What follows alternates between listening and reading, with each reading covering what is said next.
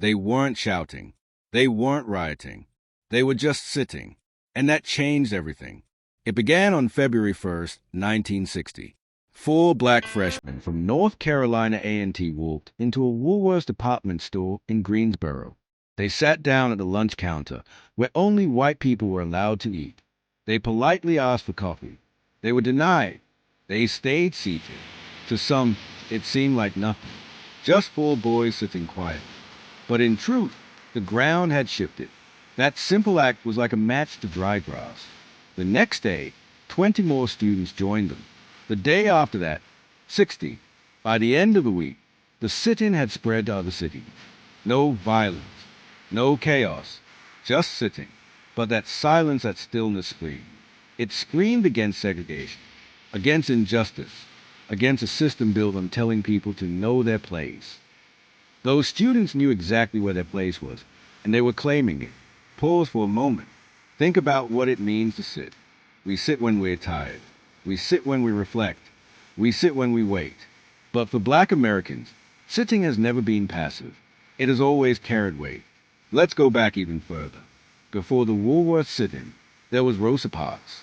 December 1st, 1955. A tired seamstress in Montgomery, Alabama. She refused to give up a seat to a white man on a bus. She didn't yell. She didn't resist with fists. She just said, no. That one act sparked a citywide bus boycott that lasted over a year.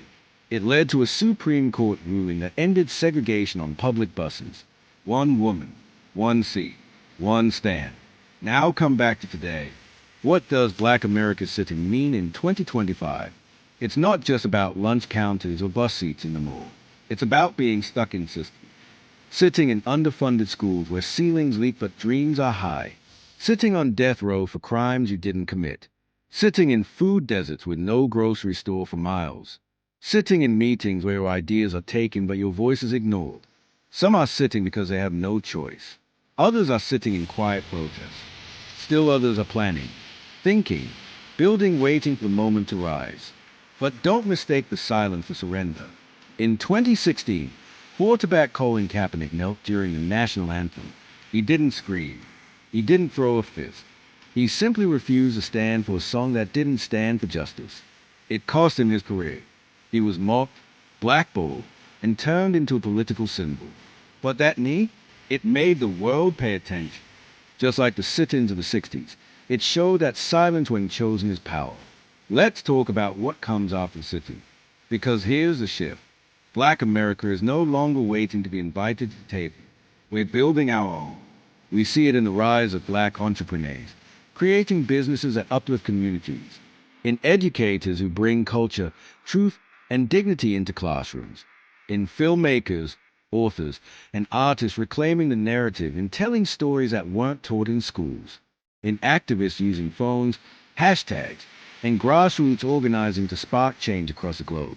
This isn't just movement, it's momentum. But here's the most powerful part. It all started with stillness.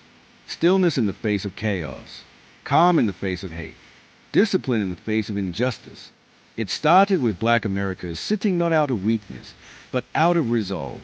Because when you carried the weight of generations, sometimes the bravest thing you can do is sit and refuse to move until the world does. So what now? Black America isn't just sitting anymore. We're watching, we're thinking, we're planning, we're building, we're rising. And we're not asking for permission. If you've ever felt unseen, unheard, or underestimated, this story is yours too. Because silence doesn't mean defeat. Stillness can be strategy. And sitting can start a revolution. Black America isn't waiting. The seat is claimed. The future is being written one bold, quiet move at a time.